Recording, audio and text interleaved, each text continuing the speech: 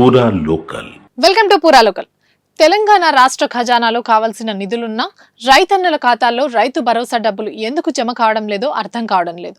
ఈ రైతు భరోసా స్కీమ్ ను ముఖ్యమంత్రి రేవంత్ రెడ్డి అట్టహాసంగా ప్రారంభించారు. ఆ రోజు తొలి విడతగా 577 గ్రామాల్లోని 9,48,333 ఎకరాలకు గాను 4,41,911 మంది రైతుల అకౌంట్లో 530 కోట్లను జమ చేశారు. అతి త్వరలో తమకు కూడా రైతు భరోసా పడుతుందని రాష్ట్రమంతా భావించారు. కానీ అది జరగలేదు. గడిచిన నెల రోజుల్లో ఇప్పటి వరకు కేవలం 3 ఎకరాల్లోపు ఉన్న వారికి మాత్రమే రైతు భరోసా అందింది.